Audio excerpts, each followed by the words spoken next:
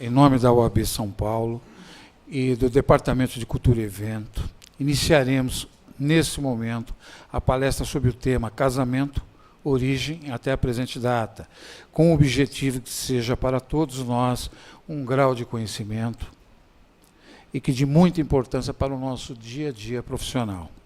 Venho agora com grande satisfação e honra, na qualidade de presidente de mesa, apresentar a vocês o nosso palestrante que é advogado, doutor em Direito, professor titular e ex-diretor da Faculdade de Direito da USP, regente da pós-graduação e Direito da Faculdade FAAP, ex-conselheiro federal da OAB por São Paulo, consultor e parecistas, palestrante do Departamento de Cultura e Eventos, Dr. Álvaro Vilaça Azevedo. Por favor, recebam com uma salva de palmas, por favor.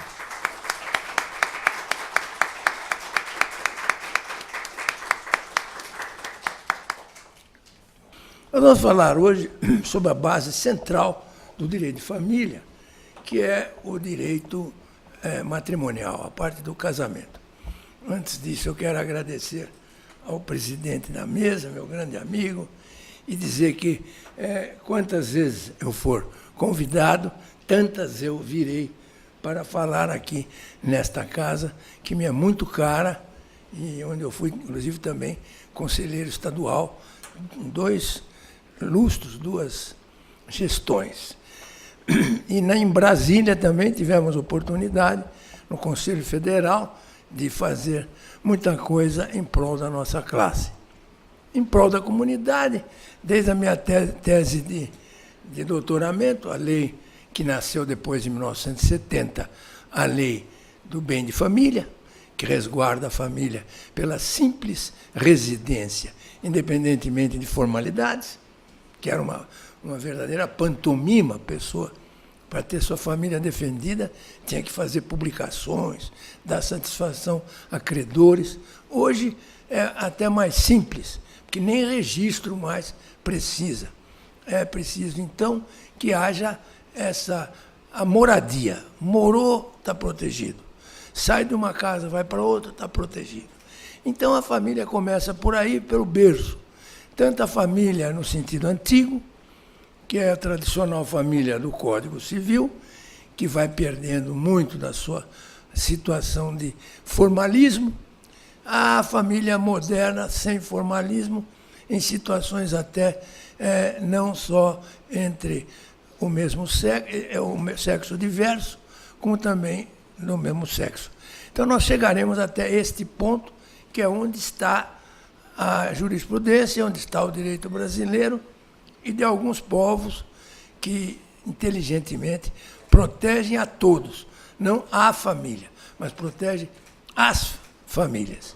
Porque a grande importância na família não é o casamento, porque precisa haver intuito de construção de família. Não adianta haver casamento, formalidades, etc., e depois cada um faz o que quer, é uma dissociação completa de sentimentos, maus tratos, e assim nós não podemos viver. O problema da família concentra-se no intuito de constituição dela.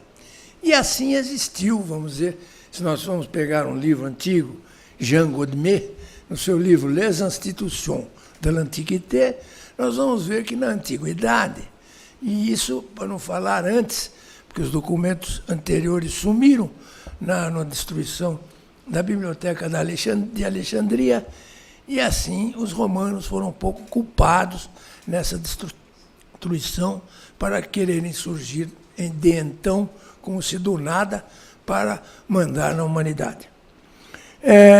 Na verdade, os casamentos que existiam na época primeva eram o casamento de fato, em que a pessoa bastava viver junto para estar casado, seria hoje uma coisa como união estável.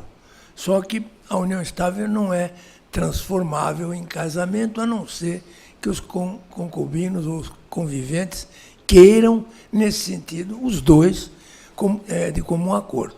Mas ninguém pode, por exemplo, dizer eu quero transformar minha união estável em casamento contra a vontade do outro convivente. Isso não é possível hoje. Antigamente era a essência. Bastava viver junto para estar casado. Então, vai lá, então houve sempre uma afronta à lei? Não, porque havia sempre uma instituição da família que é diferente do casamento. O casamento, a união, é um contrato de convivência. A família é uma instituição. Ela vive através dos séculos e os costumes vão propriamente mostrando os seus limites, os seus coloridos, as suas situações. De tal sorte que a família, ela é, então, primeiramente, essa união entre os conviventes. Podia se transformar, por exemplo, através de um símbolo, o rapto simulado da mulher, ou então convidando a mulher para um banquete na casa da família, automaticamente ela saía dali casada, e, na verdade, esses casamentos eram simbolizados, por exemplo, no caso, com uma entrega de arras, como se fosse uma compra simulada da mulher, em que eram entregues as arras, que vem do grego, que quer dizer sinal, que ainda existe no nosso Código Civil, arras, que é sinal de princípio de pagamento. E no casamento era um sinal de que queriam tornar-se marido e mulher naquela época. Essa situação das arras, chamadas depois arras esponsalícias, ela dava a confirmação do negócio matrimonial, que era realmente, na realidade, realizado pelos pais. Os pais é que casavam os filhos. Daí os episódios aí na história de filhos que não quiseram se casar, rebeldes, etc, etc. Romeu e Julieta é um caso específico. Mas, na verdade, essa situação do casamento na antiguidade, ele era muito semelhante com o de hoje. A solenidade existia, não havia participação do Estado, eram as famílias que se organizavam e faziam esses tratados de família, contratos, e, na verdade, passava a existir essa família, às vezes até com pluralidade de cônjuges, como mostra a própria Bíblia. Nessa época em que eu me situo na antiguidade, é mais ou menos 4.000 anos de hoje, ou depois de Cristo, para não ser muito preciso. Na verdade, essa situação da Bíblia era justamente essa de convivência. A convivência sempre foi a base fundamental da família. Passavam a viver juntos, depois de 7 anos podia haver outro casamento, outra mulher, e assim até o nosso poeta também, acho que foi Castro Alves, Olavo Bilac, que falou sobre a questão de que fulano casou-se com a mulher pensando que estava se casando com outra, teve que esperar 7 anos para depois se casar com a outra e tal. Quer dizer, são as concepções de família em cada época. Hoje nós vivemos uma ideia de monogamia. Nós temos a ideia da monogamia que já estava presente na Constituição Federal de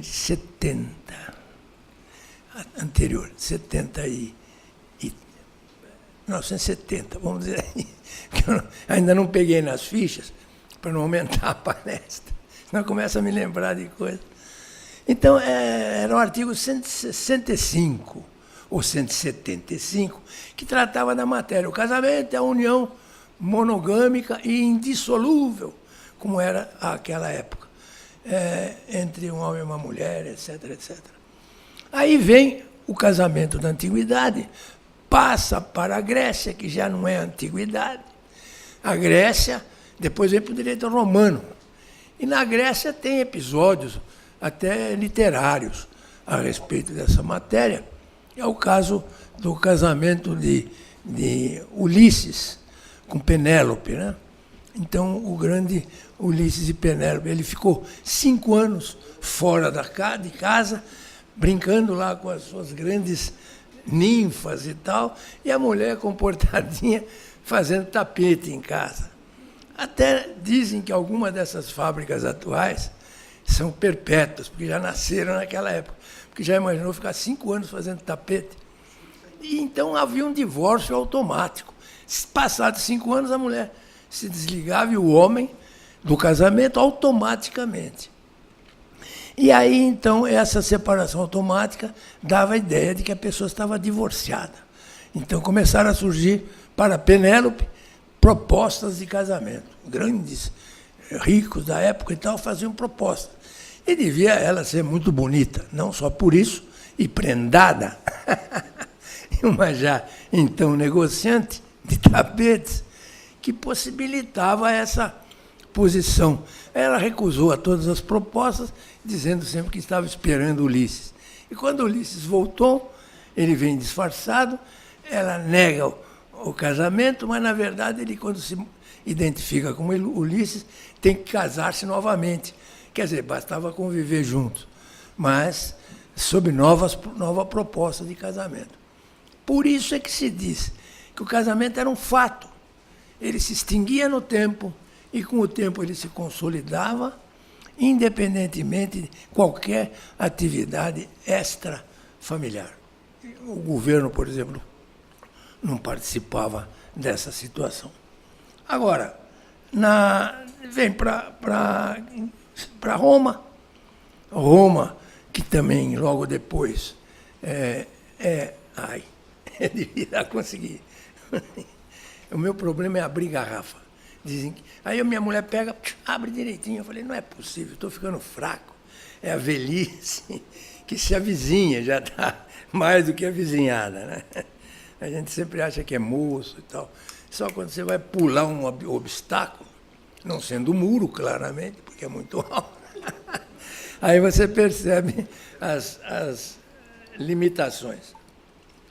Mas, na verdade, é uma situação que em Roma começa propriamente na Lei das 12 Tábuas, 450 a.C. Mas na Lei das 12 Tábuas já estava lá esse tipo de casamento de convivência. Bastava conviver juntos 1 ano para estar casado. Mas não era uma situação, um vai viver na casa do outro, simplesmente. A mulher ia viver na casa do marido e vivia lá 1 ano, sob posse de estado de casado. E aí, passado 1 ano, se ela quisesse, ela ficava sob o poder, a manos do pater familias da casa. Podia ser o próprio cara que se casou com ela, ou um filho de família e tal. Passado 1 ano, se ela não quisesse continuar vivendo sob aquela manos, ela fala, não, quero viver sob a força do meu pai. Aí ela voltava para a casa dos pais, 3 noites, a lei fala trinocti usurpatio, quer dizer, usurpação das 3 noites. Voltava para a casa do pai, ficava lá 3 noites e continuava sob a manos do pater dela. E voltava para a casa do marido. E aí, então, nascia a ideia, quando ela ficava definitivamente na casa do marido, ela tinha que existir um contrato, um conventio in manum. Quer dizer, ela ficava assim. Isso foi propriamente, segundo os autores e tal, Rodolfo von Hering, Carl Friedrich Savigny. Na verdade, vocês veem lá que a situação era de uma vida assim, familiar e tal. As mulheres adoravam os manes, os antepassados dos maridos, que eram os deuses domésticos, e quando ela não estava sob manos na casa dela, ela adorava, ia às cerimônias na casa do pai, também para orar e receber os ensinamentos dos patres famílias que estavam no passado já tinham morrido. Havia um costume, mores maiorum, era o costume maiores, dos maiores, dos antepassados. Em Roma, nós vamos encontrar o mesmo tipo de situação. O casamento de convivência, que é esse das 12 tábuas, bastava viver dessa maneira 1 ano, e por passado 1 ano, consolidava-se a posse matrimonial. chamava-se posse do estado de casado, que existe ainda hoje em todos os códigos civis do mundo. Quando existe dúvida sobre o casamento, a posse do estado de casado é prova suficiente para que haja a aplicação do princípio indúbio pro matrimônio. E, além desse, surgiram depois outros casamentos. Casamentos, por exemplo, do Ius Civile Romanorum, dos direitos dos cidadãos, que era o casamento da confarreatio. Parece que a pessoa ia lá fazer farra. Então, farra quer dizer o pão, farinha. E então havia um pão que eles faziam na época, aquele que a gente come às vezes, pão de Cristo, pão dos judeus, são aqueles pães antigos, que eles propriamente comiam juntos esse pão antes de entrar na casa, no átrio. E ali existe um altar de sacrifícios, e sacrificavam erradamente pequenos animais, porque os animais não têm nada a ver com a felicidade dos homens. Os bichinhos iam lá morrendo, perdendo. Eu que sou favorável à defesa dos bichos, faço até parte da comissão aqui da OAB, de defesa dos animais. Só não trouxe para cá os meus cachorros ainda, porque eles são muito comportados, mas parecem leões ou ou Golden Retrievers, e os outros que parecem ursos. O mais velho tem 65 quilos. Então, um monstro. Se trouxer aqui, todo mundo desmaia, mas ele é bonzinho, mansinho. Morde, às vezes, a calça. É uma graça. Chamado Leopoldo, é o chefe da gangue. Mas então, na verdade, faziam isso e vinham em procissão pela rua, contando piadas péssimas, que os romanos eram muito desbocados. E então nós sentimos eles vinham juntos, como hoje o pai da noiva leva a noiva até o altar e depois entrega a tradício, entrega a moça para o noivo, e aí então continua a briga. Continua a felicidade, que é segundo um poeta, Antunes Varela, uma coisa assim, que é uma árvore, ela está numa árvore de dourados pomos, mas nós nunca pomos onde nós estamos. Que é verdade. Você está aqui, você quer estar em Paris. Está em Paris, quer voltar para casa. E a gente nunca está satisfeito com aquilo que tem. E, às vezes, alguém quer pular um muro para ver como é que é a mulher do vizinho. Se ela tem as mesmas qualidades, os mesmos defeitos, só para ir testar, porque, na verdade, é tudo ela mesma rouba, né? Tanto o homem quanto a mulher, porque homens são terríveis. Já gostar de homem é uma infelicidade. Mas tem gente que gosta. Eu estou aqui 52 anos de casado, ainda indene, completamente livre das minhas atribuições. São sempre a palavra de comando. Quem manda em casa é o homem. A mulher fala e ele diz amém. É assim que termina a frase da concordância. Mas se não fosse assim, não haveria esse clima agradável da família, pelo menos da minha, com todos os problemas que todas as famílias têm. Sempre tem lá a ovelha negra da família, a ovelha parda da família, e às vezes tem a outra, a boazinha, ou o bonzinho, que então na Bíblia aparece sempre como um privilégio, porque é para ele que o pai vai matar a melhor ovelha quando eles voltam para casa, todos depenados, arrebentados e tal. Então, nessa situação, vocês vejam que não é sempre muito bom ser bom constantemente. Tem que dar uma de Jesus. Às vezes pega no chicote para expulsar do templo os fariseus. E aí veio a confarreatio, que eles comiam juntos esse pão, oravam aos deuses domésticos e ingressavam na casa. A entrada da casa tinha isso tudo a gente sabe pelos aqueles livros, Noites Áticas, né? De Hering, principalmente, é um grande piadista, ele é gozador. Ele fala que, certas épocas, as mulheres contavam a sua idade pelos seus maridos. Quer dizer, uma época de completa arbitrariedade. Mudou-se todo o sistema romano, fins da República. E, nesta altura, nasce ao lado deste casamento ressurge aquele casamento que era por compra da mulher. Então, essa compra fictícia da mulher, com as entregas das arras, etc., e geralmente com algum documento. Então, era per escritura. Por escritura, chegavam lá os dois passarinhos e diziam-se namorados que queriam viver como marido e mulher. Eu falei, vai viver.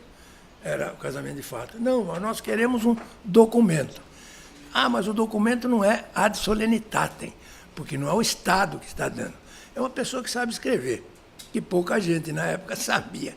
Então o cara escreve, nasce aí o primeiro tabelião, dizendo, perante mim compareceram 2 pessoas pretendendo se casar e tal.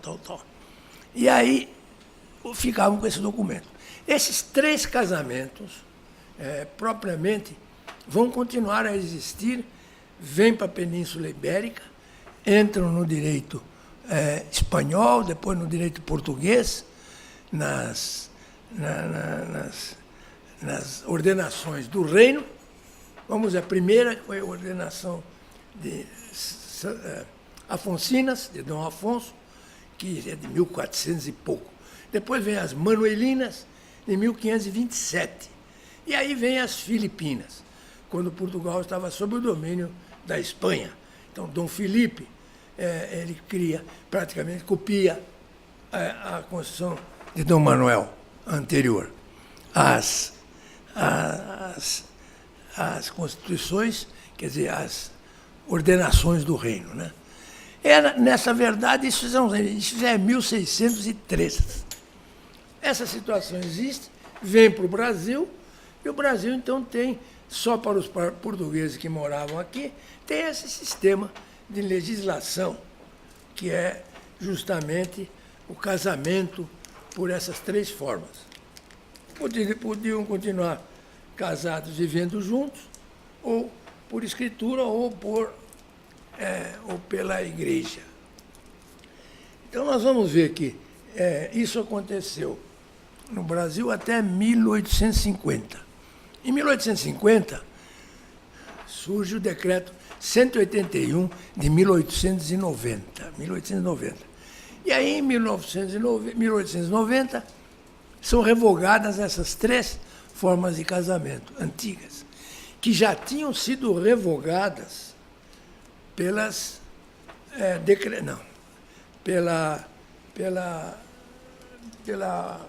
Concílio de Trento. O Concílio de Trento, como havia muita ligação entre padres, etc., e o pessoal que trabalhava nas paróquias, nasciam filhos e tal, freiras também. Então veio em 1563, estabeleceu-se a proibição desses casamentos, chamados casamentos concubinários, de fato, entre os clérigos.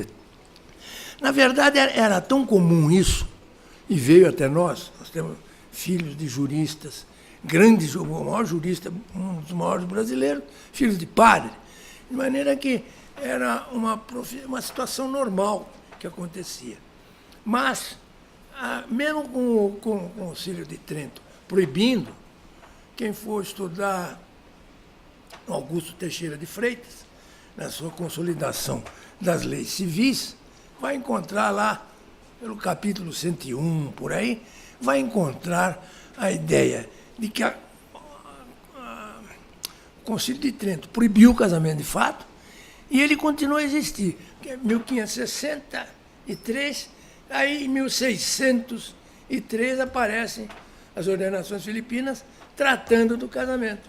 Quer dizer, não adiantou nada haver a condenação da igreja, que era potentíssima na época. E aí continuaram a existir, porque era um costume arraigado no povo, com essa proibição dos padres de se casarem, porque tinham que ser como Cristo, etc., um monte de coisa que não tem nada a ver com individualismo, mas é um coletivismo programado num standard que foi a vida de Jesus, que é outra época, outras situações, e também hoje pode ser que alguém queira ficar sem se casar e ficar solteiro. É uma opção de vida. Mas o que eu acho errado é a imposição. Outras religiões não, liberam, né? Por exemplo, monges, etc. Não sei se monges, mas talvez no protestantismo existe a possibilidade do ministro se casar, que é bom que se case para ver o que é bom. Então, você, uma mulher casada, não veio à missa. Pau, né? Shame, como diz, vergonha. E aí, então, a mulher fica pecadora porque não foi à missa.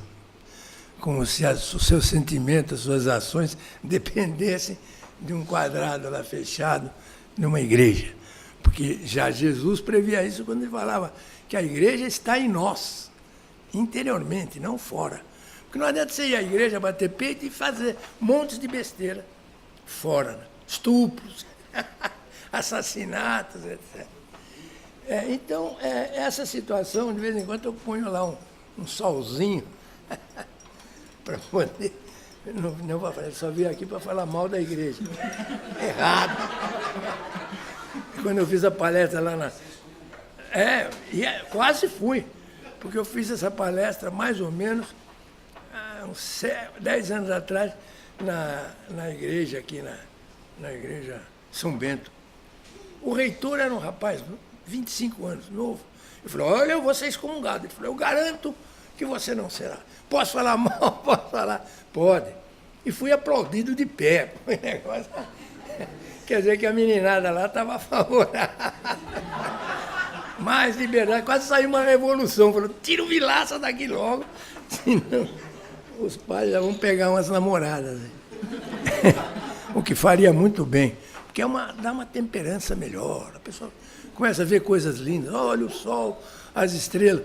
Quando o cara está num problema familiar, não vê nada. Que? Tá chovendo? Não, tá sol. É um negócio de louco. Eu nunca tive esses problemas, graças a Deus. Tem prédio aqui em cima. Tem. Segura a estrutura. Ninguém deve dizer, desta água não bebi, porque que não beberei a gente sabe. Aí vem essa, no próprio direito romano, surge essa história do casamento grego, que era o divórcio automático. Quando eu quis colocar isso no Brasil, no projeto de novo Código Civil, que ainda era anteprojeto, em 1972, falei com o nosso chefe lá, Miguel Reale, ele achou ótimo. Pôs 2 artigos, foram os primeiros que caíram, que era automático, o cara se separou. Eu falei, se separou? Não pode haver contrato eterno, ainda mais de sentimento. Se o cara vai, o cara não gosta mais da mulher e vice-versa, estão dormindo na mesma cama, já não precisa nem isso, porque aí você pode virar, né, de bumbum para o outro, então não tem problema. Mas o problema é a coceira, segundo os meus clientes. Meus clientes, vocês têm que se separar, um casal jovem, bonito, etc. Olha a vida, o banco do jardim, as estrelas. O doutor, eu posso fazer tudo o que o senhor quiser, mas à noite o senhor vai dormir lá em casa com a minha mulher? Eu falei, se é assim do jeito que você está falando, não. Porque ele falava, eu chego perto e me dá coceira. Eu falei, toma um claritinho e vai. Na verdade, era um negócio violento. Mas sempre as mulheres são inteligentes. Eu tenho 2 filhos e 2 filhas. As 2 já estão divorciadas. E os maridos vieram se queixar para mim. Sua filha é muito brava. Eu falei, mas eu não tenho culpa. Eu fiz tão nenezinho, bonitinho, agora estão umas feras. E os homens casados, ainda estão casados. Quer dizer, hoje em dia é mais fácil criar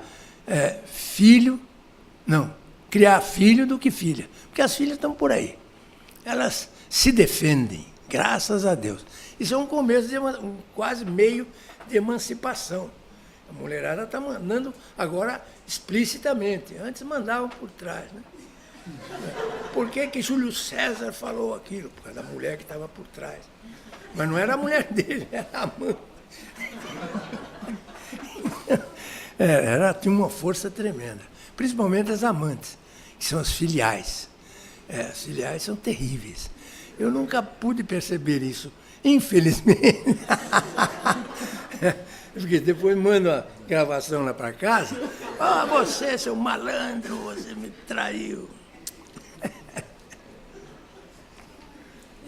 Aí tem que contar a história do Somerset Maugham, que quando o homem erra, sai de casa, é uma aventura. Quando a mulher sai, já não existe mais nada entre eles. Porque a mulher pega no pé. A mulher, ela fica ali, quer direitos, então o homem não liga muito. Mas, não eu, porque eu sou um homem ciumento. E tinha uma filha tão ciumenta que quando eu ia conversar com uma aluna, ela vinha e dava uma ombrada na aluna. Você não fique perto do meu pai. Eu falei, mas não faça isso, que é falta de educação. Andréa, mas aí vem essa história do casamento da Penélope, que é a mesma coisa, se reproduzido no direito romano, numa das novelas de Justiniano. Justiniano, já no século V, VI, depois de Cristo, quer dizer, já em plena Idade Média, começo, ele estabeleceu lá uma das novelas, se não me falha a memória, 73, por aí. E essa novela dizia que se houvesse a separação por mais de 5 anos entre o homem e a mulher, não sabendo um qual o paradeiro do outro, dava-se o divórcio. Se soubesse qual o paradeiro, tudo bem. Aí vem os autores, os romanistas, porque eu sou professor de direito romano também, licionei direito romano em Roma, é um perigo desgraçado de mudar a história, mas andei botando lá uns sais para melhorar, porque o romano estava muito por baixo. Só fazia a coisa errada. Então vamos lá dizer que ele também era boa gente. E os romanos, eles tinham esse problema, que a ideia da convivência, é a minha tese de livre docência, em 1976, que a convivência é a parte fundamental do casamento. Aí vem um romanista, não esqueço o nome dele, num congresso aí na Argentina, e defendeu o contrário, um livro inteiro publicado, tese. E eu fui contra o livro do homem. Foi uma briga no congresso. Porque eu dizia o seguinte, que a parte mais importante do casamento é a convivência. E ele dizia, agora já mudou, que a parte mais importante é afexo, afeição. Afexo maritalis et uxoris. Afeição do marido e da mulher casada. Na verdade, não tem nada de afeição. O cara está preso num lugar desconhecido, a mulher pode amá-lo, rezar por ele toda noite. Meu querido, meu bem, estou esperando você. Que não há casamento. Passados 5 anos, dava-se o divórcio automático. Por quê? Porque ele não estava em casa. Estava em lugar incerto e não sabido. Por causa da convivência sob o mesmo teto. Aí, nesta altura, a ideia é mesmo de que a convivência é mais importante. E ainda hoje, que quando a convivência cessa, o problema vai mal. Às vezes até nós, como advogados, alegamos que pode haver quebra da convivência, os dois morando na mesma casa. Um dorme numa cama, outro dorme no outro, dorme na sala, e não existe mais aquele afeto de marido e mulher.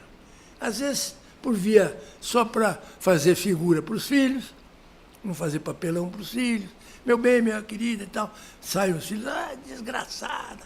Então é aquele problema de instabilidade que faz mal para os cônjuges e quando os filhos assistem, faz mal para eles também. Geralmente aí as causas de tóxico, de filho que sai do lar, que vai para outras pessoas, porque quando eles acreditam geralmente nos pais, que geralmente têm uma boa conduta, para eles principalmente, aí eles não erram tanto, ou erram menos. Porque, na verdade, também não pode os pais impingir aos filhos aquilo que eles pensam. Você não vai ser padre, o cara vai ser padre. Você não vai ser, sei lá, não vou mais nem falar nada para não ofender outras profissões. Você não vai ser mais drogueiro. Então, na verdade, isso acontece com as melhores famílias do mundo. Não é de São Paulo, do mundo inteiro. Mas aí vem a história da novela de Justiniano, que só não teve mais sucesso porque não era da Globo. Se fosse da Globo, estava estourando aí, já estava em quarta, quinta edição. Que era isso. Na parte dos captive, os cativos, presos. Aquele que estiver preso, lugar incerto e não sabido, da mulher, depois de 5 anos, dá-se o divórcio automático. É a mesma coisa lá da Penélope e do Ulisses, né?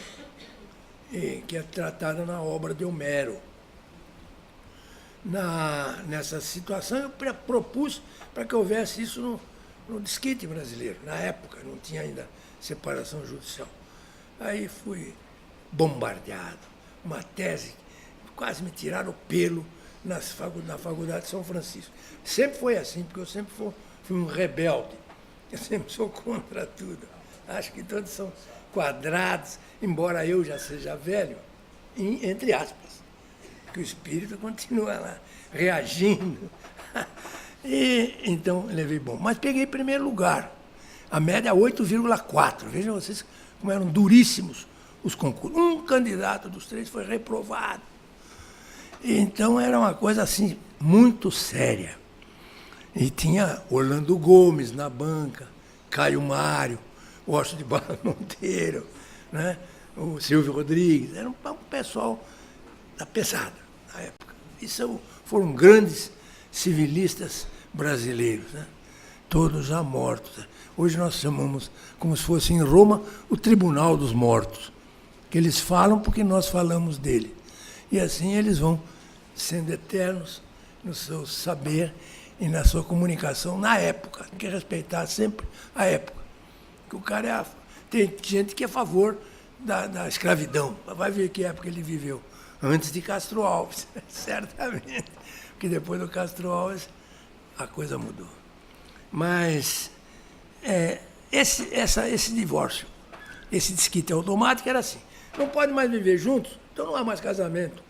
Desfazer-se-ia o casamento e então ficariam livres automaticamente as partes, podendo ou não ir pedir a homologação judicial. Era menos um processo. Porque hoje em dia também é assim. Você pode se divorciar, que é o divórcio de hoje, é aquela ideia minha do passado, que era do direito romano, do Justiniano.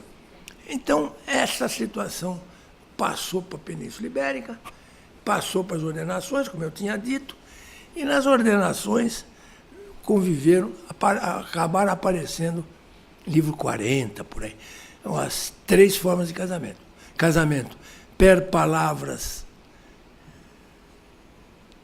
da igreja, per scriptura, e o casamento de conhecidos, que eram conhecidos, que as pessoas eram conhecidas como se fossem casadas. É o uso romano.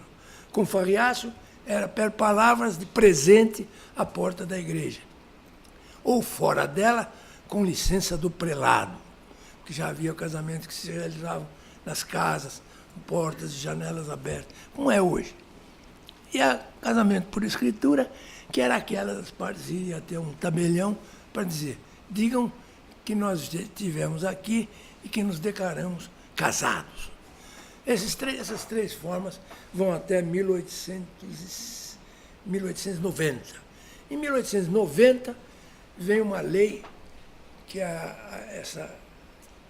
criou esse capítulo do Código Civil, que o Código Civil só vai aparecer em 1906, para começar a viger em 1907. Então, nasce essa lei criando o direito de família, que veio propriamente a anular o poder da igreja nessa época. Em 1850, vem então esses casamentos, que esses 3 tipos de casamento.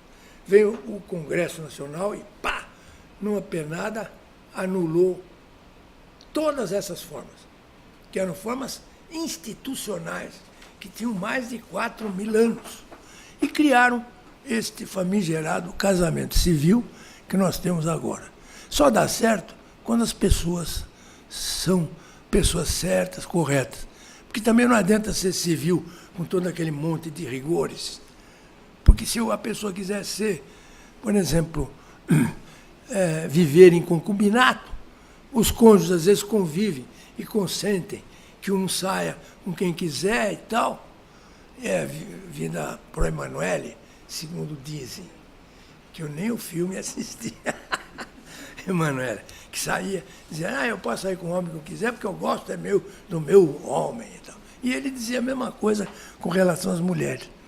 Deve ter dado errado, mas o filme termina sempre quando eles estão pombinhos, reúnem-se novamente para a felicidade, na certeza de que é uma situação incomum, porque a comunhão existe sempre essa participação recíproca, que é um dos elementos do casamento, da união estável, qualquer união familiar. Se não houvesse essa reciprocidade, não pode haver casamento. Então é melhor um chegar para o outro e dizer, olha, não dá mais e tal, e viver diferentemente. Né? Há poucos casamentos que se mantiveram até hoje. Eu não vou dizer que o meu é um deles, porque eu não sou tão velho assim. 54 anos de casado. Veja a paciência da minha mulher. Me aguentar. A aluna precisa de nota, liga para casa, olha, o seu marido é meu amigo e tal. Falei, então vá pedir para ele, não vem pedir para mim. Eu tenho uma mulher fantástica. Então, na verdade, a gente sempre teve esse problema. Tem que ter um confiança no outro, etc, etc. E, às vezes, com tudo isso, existem separações. Eu tenho colegas que estão casados também há 50 e poucos anos, mas já casaram 5 vezes. Eu casei com uma mulher só. Não é brincadeira. Então, na verdade, essa parte pode mandar lá para casa. Né? Essa parte da palestra. Que aí o alvarô conseguirá um alvará. Depois disso, vem... O que vem depois? Por isso que é bom ter o fichário. Mas depois disso vem o quê? Passa a viger o casamento civil, com todas aquelas regras, não pode isso, não pode aquilo, papapá, mas a cada um faz o que quer e vive no lar. E nem o Ministério Público pode invadir uma casa. Por exemplo, o seu marido te traiu. Isso era antigo, era concubinato, era crime, no artigo 240 do Código Penal, hoje revogado, graças a Deus. Por quê? Aí chegava, não podia entrar na casa e dizer, a senhora está divorciada ou separada, porque o seu marido te traiu. Eu falei, quer trair? Ele trai, mas depois chega em casa, ele cumpre o dever. Quer dizer, que não traiu direito. Isso são coisas que clientes me contaram no escritório. Chega, mas você quer brigar com o seu marido, um grande cara, só porque ele xingou você numa festa? Os outros ficaram sabendo. Sempre são os outros. Que ninguém, quando ninguém sabe nada, fica tudo quietinho e vai levando o barco. E aí, eu falei, então por quê? Ela disse, não, porque ele vai lá, ele assina o ponto. Pode sair com quem ele quiser, mas eu sou a mulher dele e tal. Então, coisas absurdas. Pai que tem relação com a filha mais velha, todo mundo admite isso na cidade, num certo local do planeta, que vocês já localizaram. Já está fazendo calor lá agora, perigo. E aí vem a história da união estável. Como o casamento criado, civil, ele acabou criando a impossibilidade do divórcio, as pessoas separadas, que eram chamadas desquitadas, passavam a criar novas uniões. E todo mundo tem direito de ser feliz. Não deu certo aqui, vai dar certo lá. E um de um lado, outro do outro. Filhos, né? E aí começa tudo outra vez. E, na verdade, a grande questão é essa. Eu conheço meus clientes, muitos clientes meus, que foram massacrados, principalmente as mulheres, massacradas, que hoje vivem com outro marido muito felizes, com filhos, etc. Por quê? Tudo é como se fosse o negócio das laranjas, segundo Platão. Na Grécia tem a obra de Platão, ninguém sabe de Sócrates, só através dos seus discípulos. Porque Sócrates, como Jesus, eles ficaram na história também, porque não pronunciaram nenhuma palestra, ou não falaram nada. não escreveram nada, desculpe. Falaram, etc., a palavra, mas ninguém escreveu nada. Então você vai ver o que disse Jesus. Naquele tempo, disse Jesus aos seus discípulos. Fala lá, João, que isso é isso e isso. Está errado, mas não foi Jesus que disse. Ele interpretou mal. Porque essa é a vantagem de não escrever. Eu já fiz 23 livros, já estou arrependido. Outro dia eu não pude dar um parecer. Falei, não, embora eu esteja quase mudando de ideia, não posso dar esse parecer, senão vão dizer, é um vendilhão. Isso aí não é parecer, isso é encomenda. Né?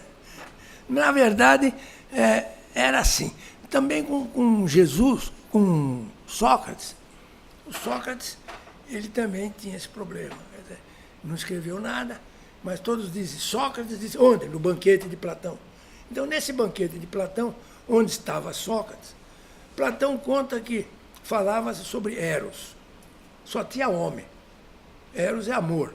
Então, um fazia declaração de amor para o outro. Quem for ler, eu já aviso que é a recomendação do primeiro capítulo da obra do Jean Paleicat, que é um grande tradutor, que é a melhor tradução que existe. Então, ele dizia que, na verdade, Eros era o deus do amor. Então, lá, o que é Eros? Eros é isso, é aquilo. Sócrates também dizendo, e isso, o que é? E aquilo, vocês não sabem o que estão dizendo? Ninguém sabe o que é Eros. Aí vem um lá e diz, Eros é como se fosse uma fruta. Quando Júpiter, Zeus, no direito grego, sentiu-se ameaçado, o Olimpo estava para perder-se por causa dos homens que estavam ganhando muita força, ele desceu na terra e cortou todos os homens ao meio. E aí, então, cortando todos ao meio, aumentou o número, dobrou, mas ficaram mais fracos, porque um ficou procurando a outra metade. E quando um encontra a outra metade, estão felizes. Quer dizer, é um tipo do casamento homossexual. Porque se uma metade encontra a outra, é da mesma laranja. Hoje, a gente fala laranja, já dá a ideia de que é um laranja. Na verdade, veja só como é que era. Porque isso foi feito com Platão num banquete, devia ser muito bom o banquete. Só tinha homem. É um problema sério. E aí, vocês veem que com o Código Civil, depois que incorporou toda essa parte de 1890 no Código, que é a parte chamada concubinato, desquite, passou depois a ser concubinato puro, hoje é divórcio. Né? A pessoa é divorciada ou não é divorciada. Em alguns países é melhor ter só uma. No Japão, por exemplo, só tem divórcio, não tem separação. E é como em Roma. Basta o fulano sair de casa, vai para outro lugar, declara na prefeitura mudança de endereço, está divorciado. Mas depois pode haver alguma discussão sobre filho, quem vai ficar com a guarda, quem vai pagar alimentos. Também não há, porque é como em Roma. O filho ficava com alguém, tinha a família dessa pessoa, tinha que cuidar do filho, a outra família não pode ter relação, que perturba a mentalidade da criança, e fixa-se uma pensão, se a pessoa quiser, se não pagar não vai preso, né? É um lugar onde não se prende por prisão civil. Eu estive lá 2 vezes já, e nesse ano passado, uma, mas só de navio. Nada de problemas. Tem que ir ao tribunal, troço chato, babu. Você tem que pôr gravata, tá? Que nem isso eu uso. Mas, na verdade, é uma coisa assim, que veio vindo. Nasceu, então, quem era desquitado e casava, de fato, no caso, não podia ser casado, porque já era casado, e então continuava concubinato. Concubinato puro, que eu fiz na minha tese uma diferença entre concubinato puro e concubinato adulterino. Hoje só a concubina adulterina é que tem algum direito, quando ajuda a adquirir o patrimônio. Senão a súmula 380 estaria totalmente revogada, porque com a separação faz a divisão dos bens, né? E assim é total. Pode haver a separação pessoal antes, né? O juiz tem que declarar a união, o divórcio. Por isso que não existe ação de divórcio, já deixo claro aqui a minha ideia. Ação de divórcio. Porque nenhum move contra o outro. Porque cada um tem o direito potestativo de pedir o divórcio.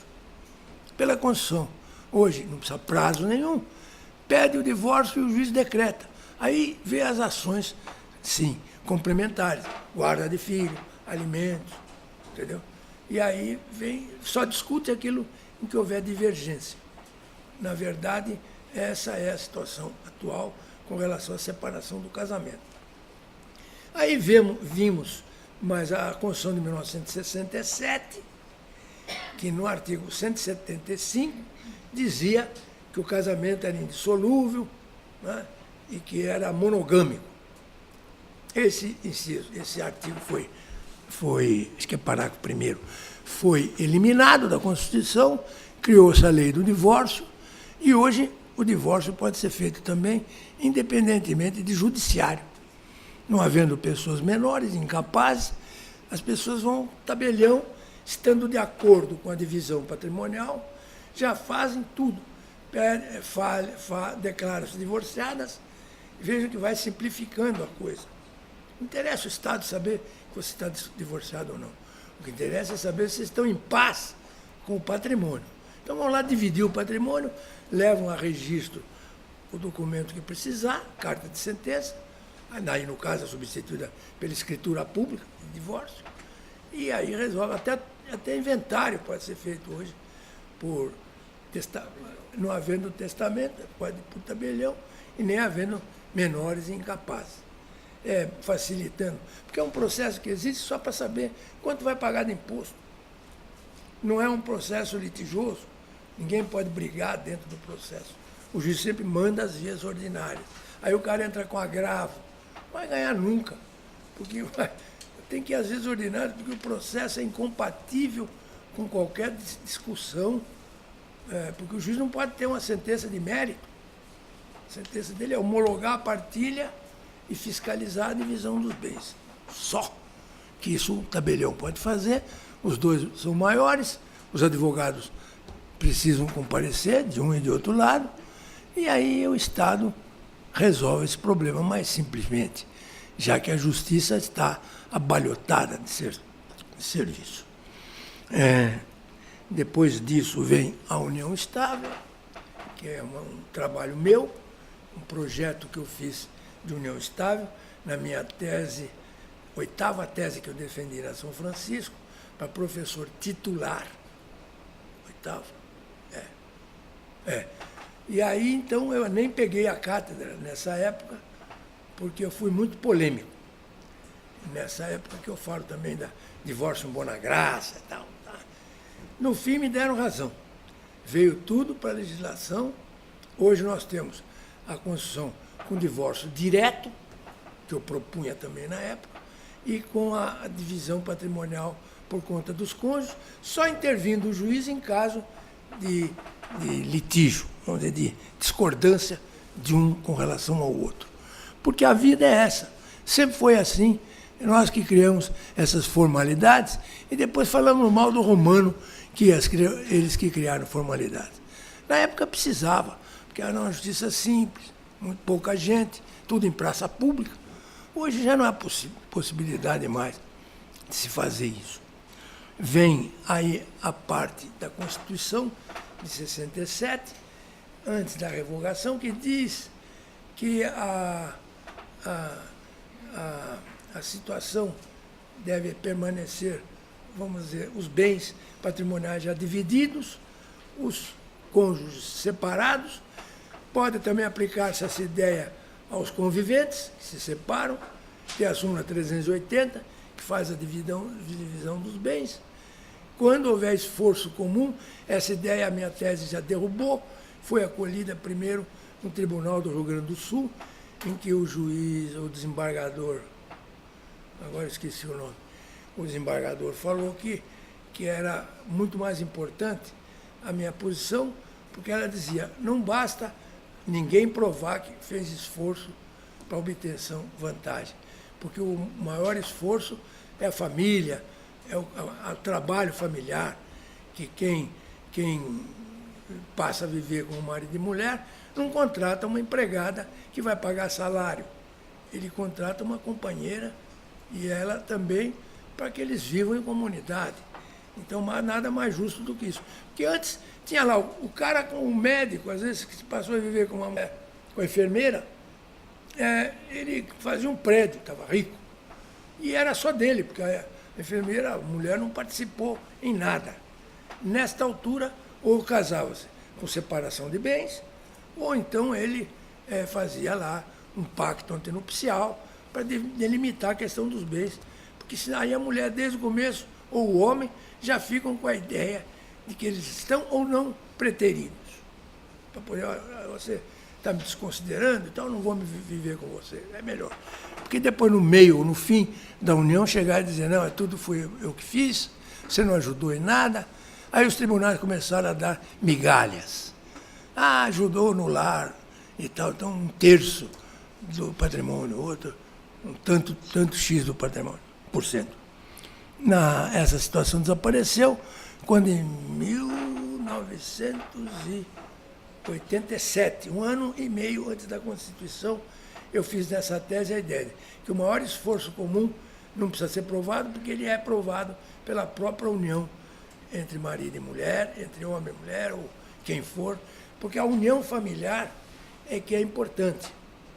Então, nesse caso, ninguém vai se amarrar numa união familiar, se pode contratar uma empregada, porque aí entra o sentimento de família e tal. E ninguém falando nada é comunhão de bens. Fazendo um contrato, divisão patrimonial, que vai para o pacto antenupcial. E se for união estável, pode fazer a qualquer tempo também, mas pelo documento particular. E nem precisa registrar. Porque eu fazia esses documentos há uns 40 anos atrás, e o tabelião, o cartório se negava a registrar, porque dizendo que não podia fazer nem por escritura pública e nem averbar no registro de imóveis, porque alegavam que era casamento feito particularmente. Então saiu no jornal, então, eu fiquei famoso. Todo mundo queria se divorciar, ou se separar pelo casamento do Vilaça, que na época era o melhor da praça, porque deu certo. Os tribunais falaram, não tem nada a ver o problema patrimonial com o problema de casamento. Tanto que pode haver um desquite, uma separação ou divórcio, e o patrimônio continua comum. A divisão pode ser ficada para depois, porque não tem nada a ver com a parte sentimental do casamento. E agora? Agora veio a lei da união estável, que depois nasceu de um projeto meu, é a lei de 1996. Em 90 já tinha sido admitido pelo Menezes Direito, que foi o relator do processo, que me deu razão, dizendo que bastava, para a partilha, bastava o esforço comum, já era a própria convivência e tal.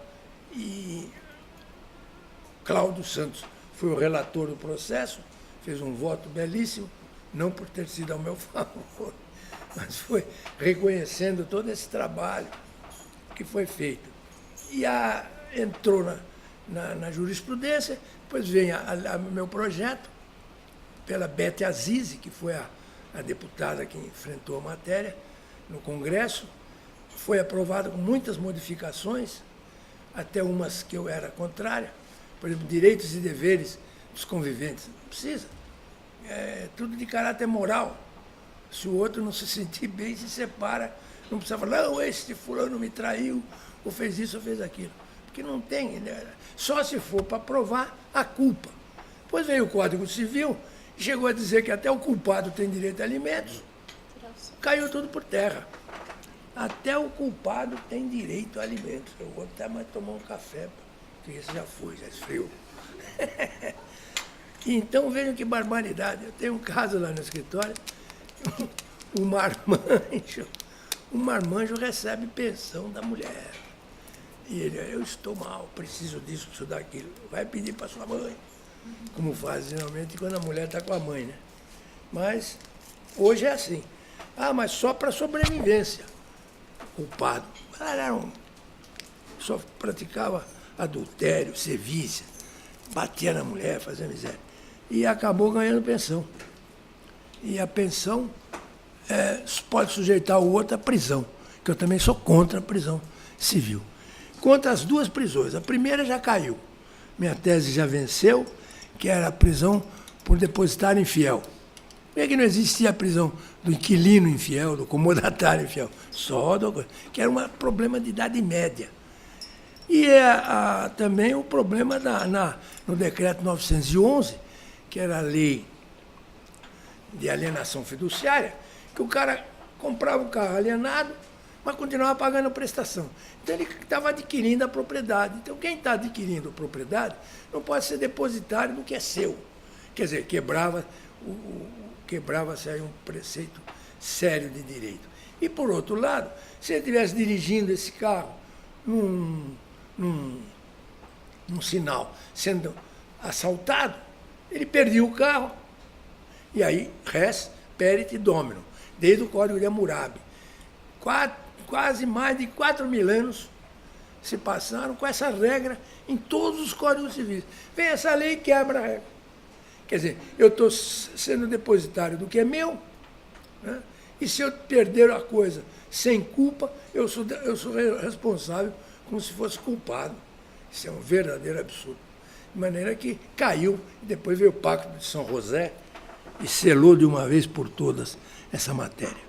Agora só falta acabar com a prisão civil por dívida de alimentos. E já outro dia entrei com HC, não foi nem conhecido, porque eles dizem de cabeça assim, não, HC para prisão civil não vale, só para prisão penal. Mas o cara era deputado, foi preso. Ele falou, não, eu vou preso. Vou preso porque eu não tenho condições de pagar. E foi preso. Nessa altura, nem HC, nem no Supremo, nem em lugar nenhum, conseguiu. Porque a Constituição também diz, mudou bastante no artigo 5º, inciso 67. Ele diz o seguinte, que a prisão por alimentos só existe quando a recusa de pagar é injustificada ou quando a recusa é voluntária. Então tem que ser involuntário e injustificado. Então, hoje em dia você justifica direitinho, não pode pagar pensão por isso, isso, isso. O próprio outro cônjuge já entrou com uma ação de execução, não conseguiu penhorar nada, porque não tem nada em nome do fulano, e então vai preso.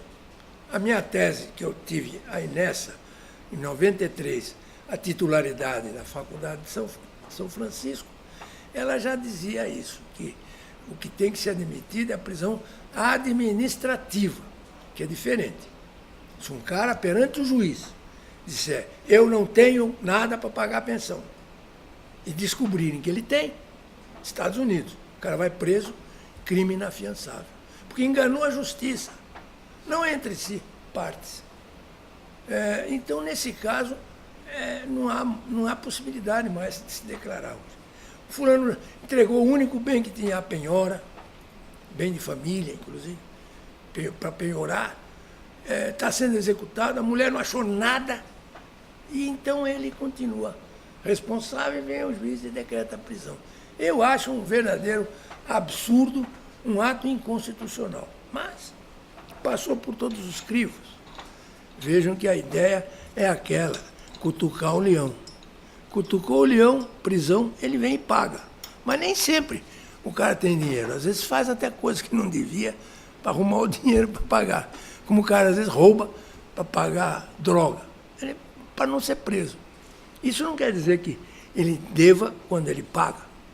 Ele pode socorrer de um amigo, de uma pessoa, de um banco, pode emprestar dinheiro da família, etc.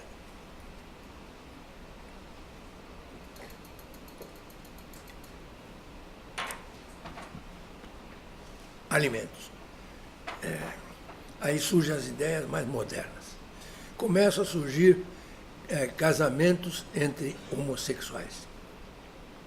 O casamento entre homossexual, ele começa propriamente na Dinamarca. Se vocês forem ver a história, por exemplo, houve casamento do imperador, estava na Grécia, casou-se com um gladiador. Gladiador é tudo a mesma cara, estão todos bonitos, belas coisas de arte. E então, mas ele tinha mulher. Então, era aquela história do casamento. O cara ia aos banhos públicos com o cara e tal, mas não era casado.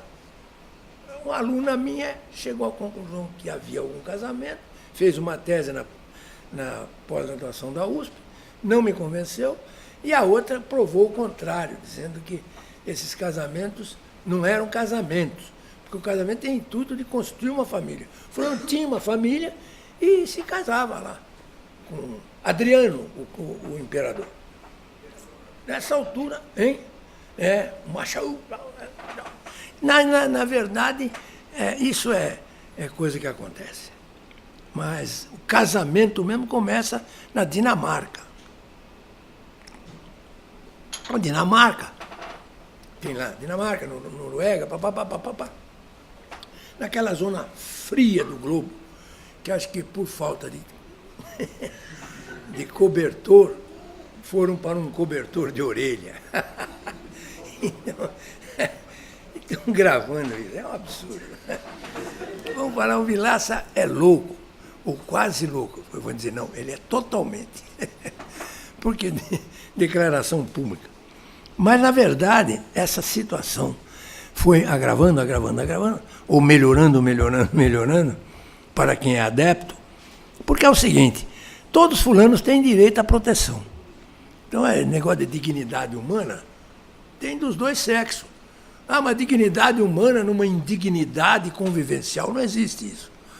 A convivência, sendo convivência, as pessoas estão concertadas naquilo, quer dizer, concordes com a situação, não tem nada de imoral.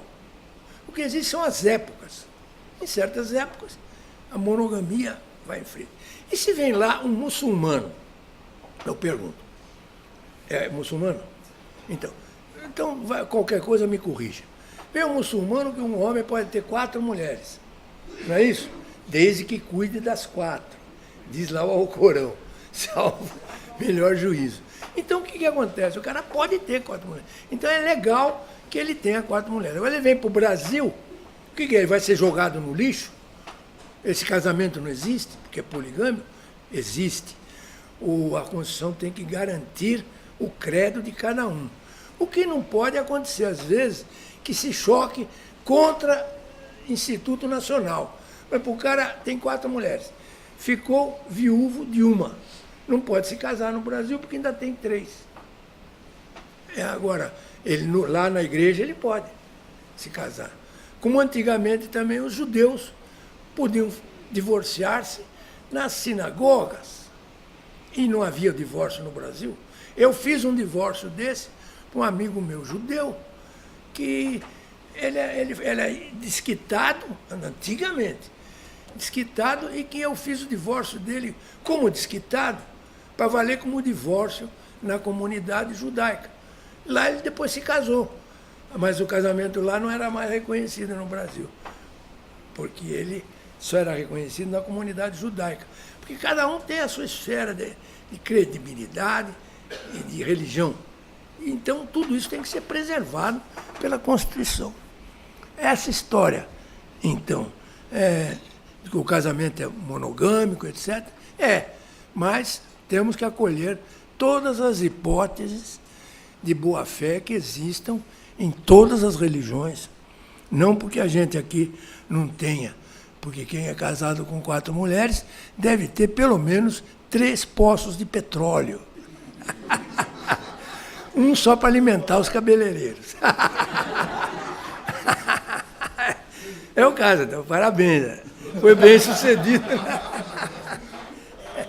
Porque nos Estados Unidos tem um que foi divorciado 7 vezes, mas uma de cada vez.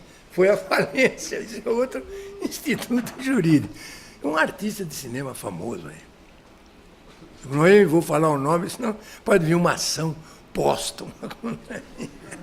gostam de mover ação contra mim. Todos perdem, mas gostam de fazer. Vamos mexer com o leão, vamos mexer. De maneira que vem essa situação. No Brasil, houve o projeto da Marta Suplicy para estabelecer, não era bem o divórcio, era um divórcio meio diferente, porque dizia que o fulano passava a morar, a viver com outro do mesmo sexo, e então, para desconstituir essa situação, a pessoa tinha que ir a juízo. Então, é que pior. Por fato, podia fazer, só de direito podia se separar. E então a Marta está com o projeto dela engavetado até hoje, porque chamaram de indecente, imoral, acabaram com o projeto da mulher. E ela, enquanto isso, a legislação muito baseada na igreja, o legislativo, como é que é o nome da religião principalmente? Tem a católica também, mas tem a... Evangélicos. Os evangélicos são contrariamente contrários. Os católicos ainda estão lá, porque o católico que é católico mesmo tem que obedecer aos preceitos religiosos. E na religião católica, até exploraram isso numa novela outro dia, que eu vi por acaso. Era um problema, sai de baixo, sai de cima, uma coisa. É que, na verdade, o fulano ele era, como é que se diz?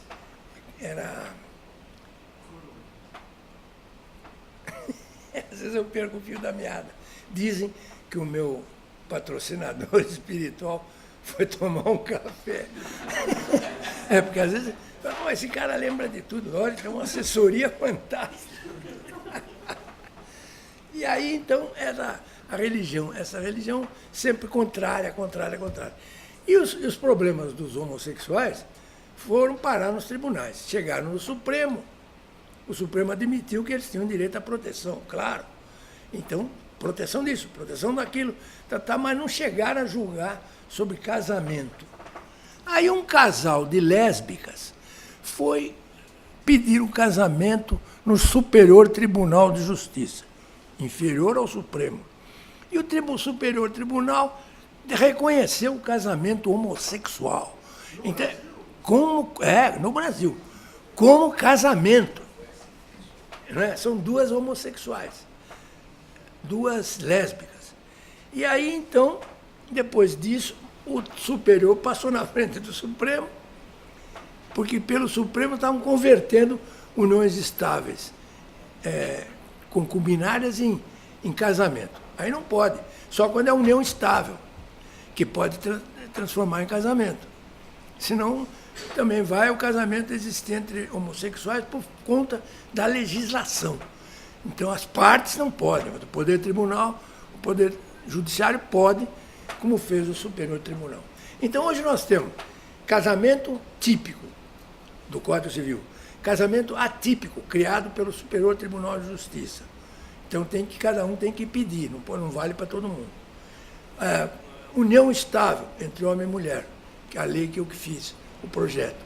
E a união estável do mesmo sexo, que é a quarta forma. E o casamento estrangeiro, quando for admitido, como também uma espécie de casamento. Pode até, como eu disse, no caso, ser poligâmico, mas ele é reconhecido e é protegido pela lei. Nessa altura, o que aconteceu? O Poder Legislativo, que tem que legislar, no caso concreto, não pode dizer que não tem lei, tem que legislar, e aí ele tem que agir como se fosse o legislador. E, neste caso, passou na frente do Legislativo. O Legislativo ainda não reconheceu o casamento homossexual e o Tribunal já. E aí, nesse ínterim, eu estava em Portugal, quando eu já tinha feito uma palestra em Coimbra, estava indo para Braga.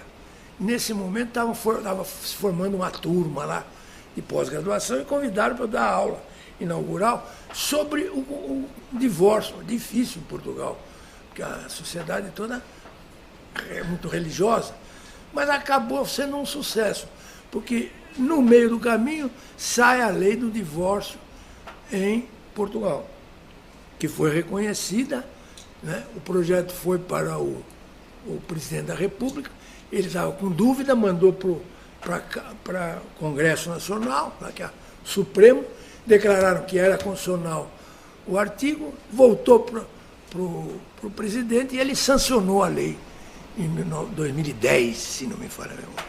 Aí eu, de improviso lá na hora, sai a lei, eu então falei que era uma invenção portuguesa muito boa, porque não precisou haver uma lei específica.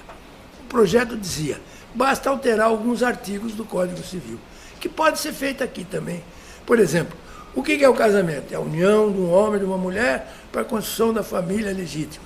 É só dizer, é a união de duas pessoas para constituir a família legítima. Pronto, já instituiu o casamento no Brasil. Não saiu ainda, depois houve uma série de discussões lá em Portugal e a Igreja Católica perdeu e venceu, então, a ideia. E nesse ínterim também, em 2010, surgiu a lei do divórcio argentina, que é uma lei que dá todos aqueles direitos. Os direitos previdenciários sempre foram reconhecidos, mas isoladamente a cada um. Agora, a união foi reconhecida, por exemplo, que o somatório dos olerites pode possibilitar um dinheiro para comprar a casa própria do chamado casal. E aí, nessa história também, a adoção. Só que na Argentina é proibida a adoção. No começo eu fui contra a adoção, e junto com a Maria Helena Diniz, junto com Silvio Venosa e mais um outro autor. Depois me desgarrei para a ideia de aprovar totalmente a posição da Maria Berenice, aliás, em parte, da Maria Berenice, que era a terceira tese que possibilitava o casamento. O casamento é um casamento atípico, com um reconhecimento só na jurisprudência, desde que requerido. Porque não é como um mandado de segurança, o cara pede, só vale para ele, não vale para todo mundo. Tem que pedir, cada um tem que ir lá pedir o seu direito líquido e certo. Então, essa posição atual, em que nós vivemos numa época em que tudo tem que ser admitido, desde que não contrarie normas de ordem pública e os bons costumes. Essa questão de bons costumes, o casamento entre o mesmo sexo, já está superada, porque o problema não é bom costume ou bem. Dentro de casa, sempre o bom costume. Não pode haver isso que existe hoje, essa miscigenação de famílias que são, por exemplo, uma contra a outra. Eu só até admito até que possa existir, em alguns casos, desde que uma não prejudique a outra. Tem as suas épocas. Por exemplo, se um homem, a súmula 380 foi revogada, para mim, só em parte. Porque se ela foi revogada, porque não se admite mais o esforço comum, ela continua sendo admitida com o esforço comum daquele que ajudou a construir o patrimônio. Porque senão quebra o princípio do enriquecimento sem causa. E é muito grave isso. O cara sai da casa dele, ou está ainda na casa dele, arruma lá uma filial, uma outra mulher, e aí a outra mulher ou é rica ou ajuda ele a ganhar dinheiro. Aí sim funciona a súmula 380. Se ele se separar dela, a esposa dele, legítima, vamos dizer assim, não pode se valer daquele trabalho da concubina, que tem que ser dado a ela. Senão, enriquecimento sem causa. A esposa vai ficar com mais direitos, né? E o direito sobre a concubina. Essa, então, é a posição atual. Eu acho que eu já falei demais. Cansei-os, pois. E assim, até a próxima. Muito obrigado.